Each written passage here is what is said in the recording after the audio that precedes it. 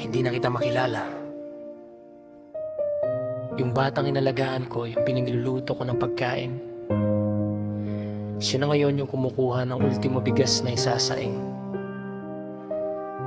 Ilang beses na kitang pinatawad, ilang beses mo na rin akong ninakawan. Pero anak, hindi yung gamit ang masakit kundi yung unti-unti kang nawawala sa amin. Umuwi ka na, hindi sa bahay, kundi sa sarili mo. Sa likod ng pinto, may sigaw na tahimik. Pamilyang buo pero unti-unting napupunit. Anak na minahal, ngayon ay lugmok sa bisyong unti-unting kumitil sa pagkatao mo. Pera sa pitaka, di na mahanap mga gamit sa bahay sa isang naglalaho. Kahit bigas na lang na mismong isasaing kinukuha mo pa para iswap sa droga.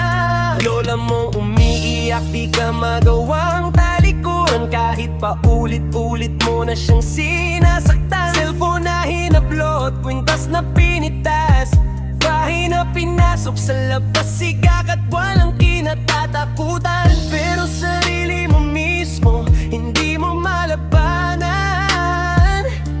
You think you're strong pero alipin ka ng bisyo, habang pamilya mo unti-unti nang sumusuko. Sa likod ng pinto, we're breaking inside. Ngiti sa umaga pero gabi umiiyak. Di mo ba nakikita what you're doing to us? Idangal namin unti-unti mong winawasak. This is your wake up, hindi na to laro. Every step you take, mas lalo kang nalulubog. May tamang landas pa, bumalik ka na please. Bago lahat ng meron tayo, tuluyan nang mawala. Mamartilo, lagare, kaldero, kawali, pati orasan sa dingding. Pagkagising namin wala na, parang hangin. Kahit ano na lang ibinebenta, kahit kahihiyan sa sarili isinama. Gabi-gabi kaming gising, iniisip ko na saan ka. Kung may humabol na ba o tuluyan ka nang wala. Hindi ka namin sinukuan, kahit pa ulit-ulit mo kami sinaktan. Puso't isipan pagod na't luhaan.